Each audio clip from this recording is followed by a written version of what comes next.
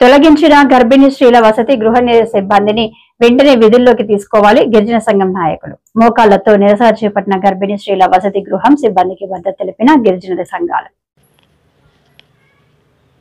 పార్వతీపురం మన్యం జిల్లా గుమ్మలక్ష్మీపురం గర్భిణీ స్త్రీల వసతి గృహం వైటీసీలో 7 సంవత్సరాల బట్టి ఏఎన్ఎం డ్రైవర్స్ తదితర సిబ్బంది రాత్రి పగలు చాలీ జీతాలతో ఉద్యోగం చేస్తున్నప్పటికీ అకస్మాత్తుగా ఉద్యోగాల నుంచి తొలగిస్తున్నట్లు అధికారులు చెప్పడం ఎంతవరకు సమంజసమని ఆవేదన వ్యక్తం చేసిన ఉద్యోగులు గిరిజన సంఘాల నాయకులతో కలిసి మోకాళ్లతో నిరసన చేపట్టారు. జీవో నెంబర్ లేకపోయినా సిఎఫ్ఎంఎస్లో జీతాలు పెట్టామని అధికారులు చెప్పి తప్పించుకుంటున్నారన్నారు. ఉద్యోగ భద్రత కల్పించి పెండింగ్ జీతాలు వెంటనే చెల్లించాలని ప్రభుత్వాన్ని డిమాండ్ చేశారు.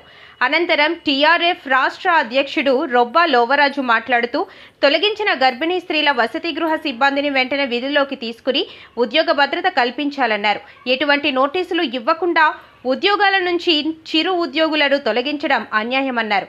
ఈ కార్యక్రమంలో టీఆర్ఎఫ్ జిల్లా అధ్యక్షుడు ఇంటికుప్పల రామకృష్ణ, గిరిజన విద్యార్థి సంఘం జిల్లా అధ్యక్షుడు పల్లా సురేష్ తదితరులు పాల్గొన్నారు. గుమ్మలక్ష్మీపురం అలాగే సాలూరులో ఉన్నటువంటి యూత్ ట్రైనింగ్ సెంటర్లో ప్రెగ్నెంట్స్ ఉమెన్స్ హాస్టల్లో పనిచేస్తున్నటువంటి చిరుద్యోగుల్ని ఎటువంటి సంబంధం లేకుండా మీరు విధుల నుంచి మిమ్మల్ని తొలగించడం జరుగుతుంది, మీరు ఉండిపోండి అని చెప్పి ఉన్నతాధికారుల నుంచి వీళ్ళకి ఎటువంటి ఆదేశాలు రాకుండా కేవలం ఒక మాటతో మాత్రమే చెప్పి మీరు ఉండిపోండి అనడం చాలా బాధాకరం.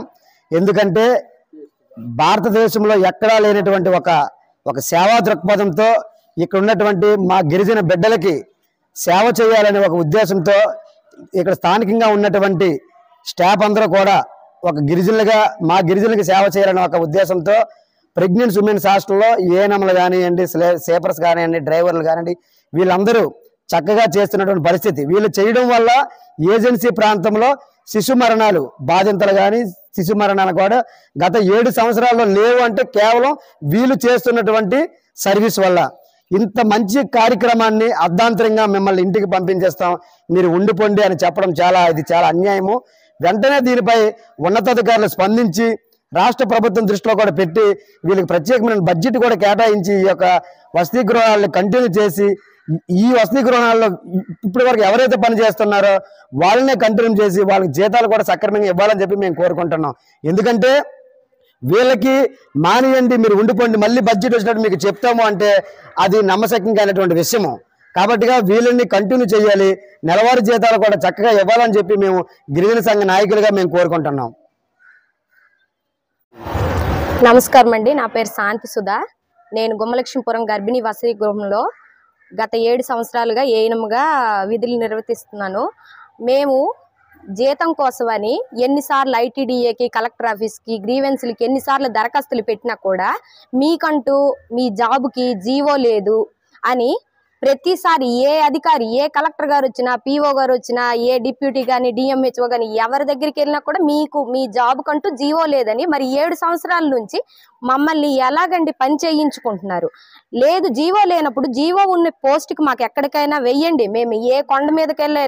ఇంత ఒక గర్భిణి అంటే 2 ప్రాణాలతో చెలగాటమాడినట్టే. అలాంటి వాళ్ళని మేము సేఫ్ జోన్లో డెలివరీ చేసి వాళ్ళ ఇంట్లోకి పంపిస్తున్నామంటే మేము ఏ కొండ మీదకి వేసినా, ఏ హాస్టల్కి కాదు, ఎక్కడ డ్యూటీలు వేసినా మేము చేస్తామని కూడా మేము అంటున్నామండి. కానీ 7 సంవత్సరాల నుంచి 2021-22 12 నెలల శాలరీ సిఎఫ్ఎంఎస్లో మాకు జీవో లేనప్పుడు సిఎఫ్ఎంఎస్లో ఎలాగ పెడతారండి? సిఎఫ్ఎంఎస్లో పెట్టాము, అది గవర్నమెంట్ అండర్లో ఉంది, అది మేము గవర్నమెంట్కి పెట్టేసాము, ఆ గవర్నమెంట్ వాళ్ళే మీకు చూసుకుంటారు, మా పని అయితే మేము చేసాం, గవర్నమెంట్లో పెట్టాం అనేసారు. అది తరువాత బడ్జెట్ లేదమ్మా, ఇలాగే మీరు మధ్యలో ఆగిపోండి, లేదంటే వేరే స్టాఫ్కి వేసుకుంటామా అనేసి సగం జీతం 7,000కు కూడా మేము చేసిన రోజులు, 21 నెల 7,000 జీతంకి కూడా చేసిన రోజులు ఉన్నాయి. ఇక్కడ జీతం 3 సంవత్సరాల నుంచి లేకపోయినా కూడా చేసిన రోజులు ఉన్నాయి.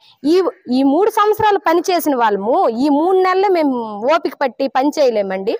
వాళ్ళు ఏమంటున్నారు, రెగ్యులర్ స్టాఫ్ కేసీసి మీకు 3 నెలల తర్వాత మళ్ళీ బడ్జెట్ వస్తే ఈ 3 సంవత్సరాలు రాని బడ్జెట్ ఈ 3 నెలల తర్వాత ఎలాగండి వచ్చి మాకు ఈ అమౌంట్ మొత్తం క్లియర్ చేసి ఆగిపోండి అని మాకు చెప్పడం జరిగింది. ఈ 3 సంవత్సరాలు మేము జీతాలు లేకుండా పనిచేసిన వాళ్ళు ఈ 3 నెలలు కూడా మేము ఇలాగే మేమే కంటిన్యూ అవుతాం, కానీ వేరే స్టాఫ్ని ఇక్కడ వేస్తామంటే మేము ఎలా ఒప్పుకుంటాము?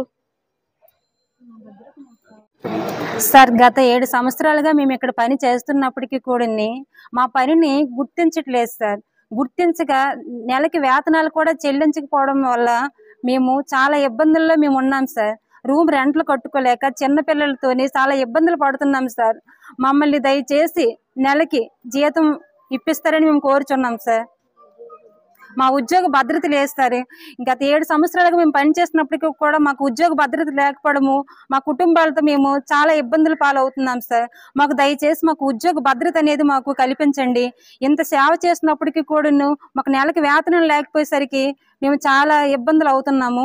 దయచేసి మాకు మాత్రం ఉద్యోగ భద్రత కల్పించి నెలకి శాలరీలు పడినట్టు మాకు దయచేసి మీరు ఇప్పిస్తారని చెప్పేసి మేము అడుగుచున్నాము.